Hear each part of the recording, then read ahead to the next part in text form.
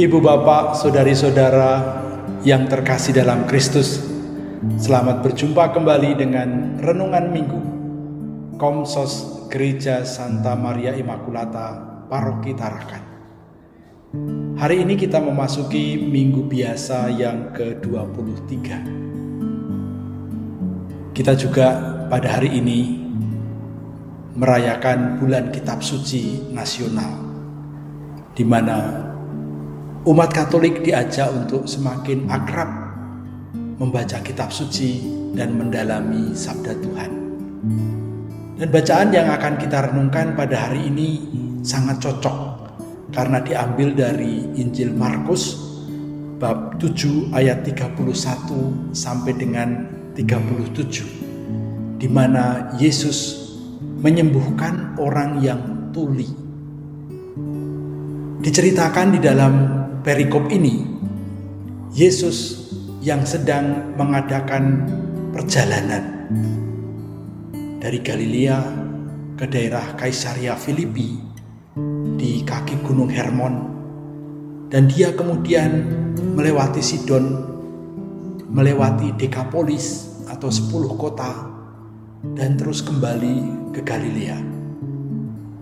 Ada seorang ahli tafsir yang mengatakan bahwa Yesus ini sedang mengadakan perjalanan rekoleksi. Kalau orang Jawa mengatakan nenepi, merenung sambil berjalan, atau kontemplasi di tengah pasar, di tengah keramaian. Dan dia menggambarkan kalau di Jawa, Yesus itu dari Semarang pergi ke arah barat, ke Walerei, kemudian lewat Sukoharjo, kemudian lewat Bandungan, sampai ke Ambarawa, lalu ke Rawapening, kemudian kembali lagi ke Semarang. Dalam perjalanan itu, Yesus sedang merenung-renung mengenai tugas perutusannya. Apa yang menjadi pokok terpenting dalam pewartaannya. Dalam perjalanan itulah dia dihadapkan dengan seorang yang tuli, dan dia diminta oleh orang banyak supaya menumpangkan tangan atas orang tuli itu agar sembuh. Ternyata Yesus tidak hanya menumpangkan tangan, dia malah membawa orang tuli itu pergi menjauh dari yang lain, dan ketika mereka berdua, diceritakan oleh Markus, Yesus memasukkan kedua jarinya kiri kanan ke dalam telinga orang itu. Dia kemudian meludah, dia kemudian menengadah ke langit, dan kemudian dia juga menghela nafas, lalu berteriak, "Efata, terbukalah." Kalau kita perhatikan apa yang dibuat Yesus ini, seperti dibuat oleh paranormal yang menyembuhkan orang sakit. Ada meludahnya, ada memasukkan jari ke telinga, bahkan juga dikatakan di situ Yesus meraba-raba lidahnya, lidah orang itu yang sakit, dan kemudian berteriak, "Efata, terbukalah." Mungkin memang Yesus pernah praktek penyembuhan ala paranormal. Menurut ahli tafsir, orang ini tidak bisa mendengar. Orang ini pun tidak bisa berbicara. Ada dua masalah di situ. Pendengarannya tersumbat sehingga dia tidak bisa berkata apa-apa. Maka yang disembuhkan oleh Yesus adalah membuka sumbatan, membuka pengikat lidah yang membuatnya tidak bisa bicara. Yesus, kalau kita bayangkan di zaman sekarang, seperti membuka botol anggur yang agak sulit. Ketika botol itu terbuka, ada bunyi pluk. Dan itulah ketika dia berteriak, "Efata," terbukalah, dan ada rasa lega di sana. Gambarannya seperti apa? Gambarannya adalah bahwa dalam diri orang yang tuli dan bisu ini ada kekuatan kejahatan yang menguasai dia, sehingga dia tidak mampu mendengar, sehingga dia tidak mampu berkata-kata. Maka Yesus kemudian bergumul dengan kekuatan kegelapan ini, dengan kekuatan kejahatan ini, yang menyumbat telinga dan membuat lidah terikat. Yang harus digarisbawahi adalah ketika Yesus memandang ke atas, dia berdoa, dia memohon kekuatan dari yang di atas untuk mampu, untuk bisa mengalahkan kekuatan kejahatan yang menguasai orang tuli dan bisu ini. Ketika Yesus menarik jarinya dari telinga, dia seperti memang tarik-menarik dengan kekuatan kegelapan itu. Dan akhirnya dia menang.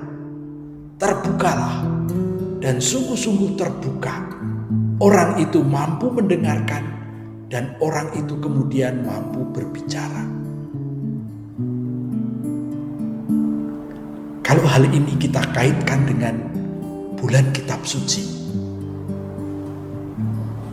kita diajak untuk menyadari bahwa seringkali telinga kita memang tersumbat untuk mendengar sabda Tuhan, sehingga kita juga kesulitan untuk mewartakan sabda Tuhan. Banyak alasan yang membuat telinga kita tersumbat. Macam-macam acara, macam-macam kegiatan. Dan sekarang dengan berkembangnya media sosial, kita lebih suka mendengarkan hal yang lain daripada mendengarkan sabda Tuhan. Untuk mempunyai keinginan dan kemauan, kita harus sungguh-sungguh berjuang supaya bisa mengalahkan dorongan-dorongan lain yang lebih kuat, yang lebih mudah, yang lebih menyenangkan daripada mendengarkan sabda Tuhan. Kita selalu tahu, kalau kita melihat kitab suci atau kita melihat renungan kitab suci, ini bagus, ini pasti baik. Tapi untuk bertekun mendengarkan atau membaca, itu butuh perjuangan. Kita lebih sering skip, melewatinya, daripada membaca dan merenungkannya. Dan inilah tantangan, inilah godaan, inilah kekuatan, kalau boleh dikatakan kegelapan, yang mencoba menghalang-halangi kita supaya kita tidak mendengarkan Tuhan, tidak mendengarkan sabdanya.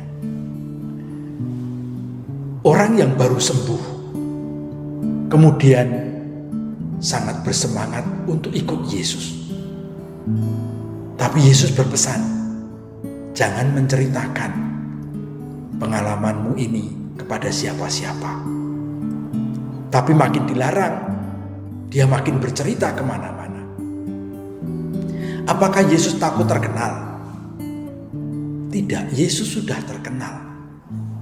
Tapi larangan itu maksudnya adalah supaya orang mengendapkan lebih dahulu pengalaman rohani yang baru saja dia alami, sehingga dia tidak menjadi orang yang instan dalam mewartakan sabda Tuhan. Mungkin pengalaman itu perlu diresapkan lebih dalam, perlu dimasukkan ke dalam hati yang lebih dalam, sehingga menjadi pengalaman yang otentik, yang lebih kuat, yang akan membuat dia mampu menghadapi macam-macam badai, macam-macam kekuatan kejahatan yang bisa menyerang dia di masa depan. Tapi orang itu sepertinya sudah gak sabar lagi. Saking gembiranya, saking senangnya, dia kemudian mewartakan pengalamannya kemana-mana. Ini juga menjadi peringatan bagi kita. Sabda Tuhan yang kita renungkan perlu kita resapkan sungguh-sungguh dalam hati, supaya mengendap, supaya tertanam, supaya sungguh menjadi pengalaman yang mencerahkan. Sekarang di banyak media sosial, orang bisa bicara apa saja, punya pengalaman rohani yang sedikit, tapi bicaranya sudah begitu banyak. Bahkan kita lihat dan kita dengar di dalam berita, ada orang-orang yang baru punya pengalaman rohani sedikit sudah menjelek-jelekan agama lain.